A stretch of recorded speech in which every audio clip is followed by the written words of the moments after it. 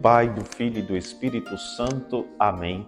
Olá, minha amiga, meu amigo que acompanha esse canal, continuando o nosso itinerário da fé. Hoje o penúltimo dia da nossa série. Hoje, 24 de dezembro, tempo do Advento. Vivemos ao fim do Advento e início do Natal. E estamos de volta hoje, neste dia 24, com as meditações de Santo Tomás de Aquino. E o Dr. Angélico nos convida a refletirmos as vésperas do Natal do Senhor.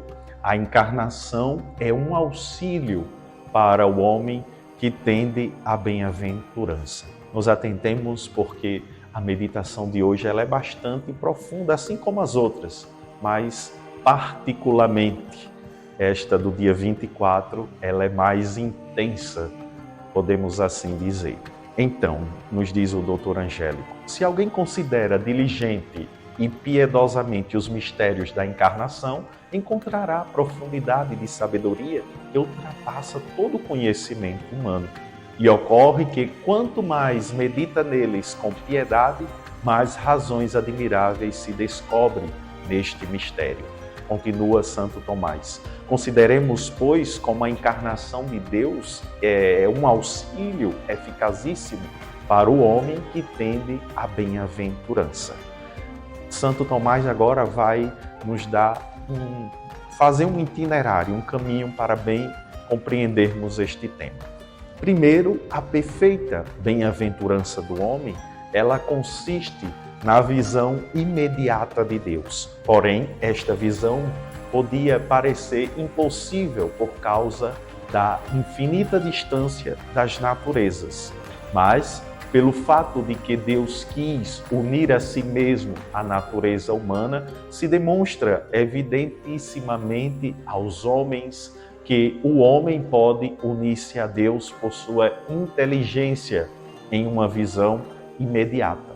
Foi, portanto, muito conveniente que Deus tomasse a natureza humana para aumentar a esperança do homem na bem-aventurança, nos diz Santo Tomás de Aquino. Por isso, depois da encarnação, começaram os homens a aspirar mais intensamente a bem-aventurança. Com razão, se lê em São João, eu vim para que eles tenham vida e a tenham em abundância. João 10:10.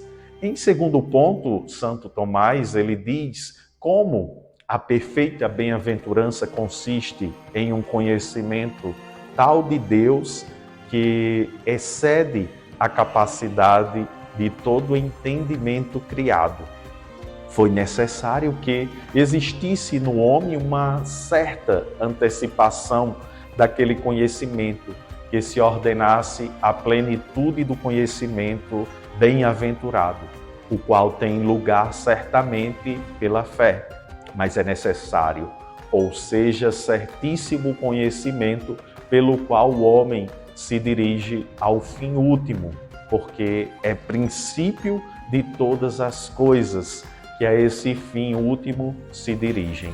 Continua Santo Tomás. Foi, por conseguinte, necessário que o homem, para seguir a certeza da verdade e da fé, fosse instruído pelo mesmo Deus feito homem, a fim de que percebesse a maneira humana a instrução divina.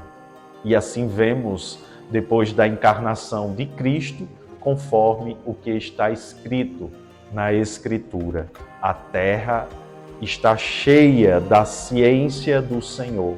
Isaías, capítulo 11, versículo 9.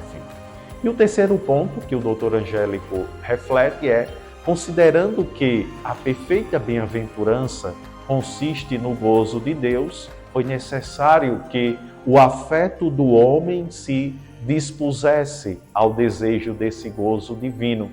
Assim, como vemos que no homem reside o desejo natural da felicidade e que o desejo do gozo de alguma coisa é produzido pelo amor à dita coisa, do mesmo modo, foi necessário levar para o amor divino o homem que se dirige à bem-aventurança perfeita. Continua Santo Tomás, nada nos leva tão intensamente a amar alguém como a experiência do amor que este alguém nos professa. Mas o amor de Deus ao homem não pôde mostrar-se de modo mais eficaz do que em seu desejo de unir-se em pessoa ao homem. Porque é próprio do amor unir o amante com o amado, o quanto é possível. Foi, por conseguinte, necessário ao homem que se dirige à bem-aventurança perfeita que Deus se fizesse homem. Ademais, como a amizade consiste em certa igualdade, não parece que possam unir-se em amizade seres que são muito desiguais.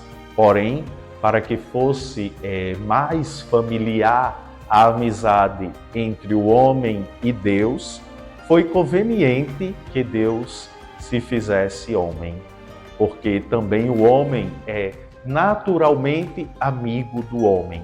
E assim, conhecendo visivelmente a Deus, somos arrastados ao amor do invisível.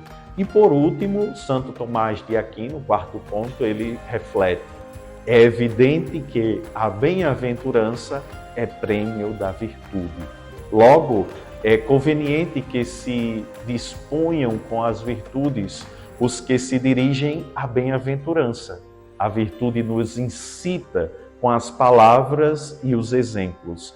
Os exemplos e as palavras de alguém tanto mais eficazmente levam à virtude, quanto mais tem uma opinião infalível, pois sabemos que mesmo homens santíssimos faltaram em algumas coisas. Logo, foi necessário ao homem para confirmar-se na virtude que recebesse de Deus, humanizado, doutrina e exemplo de virtude.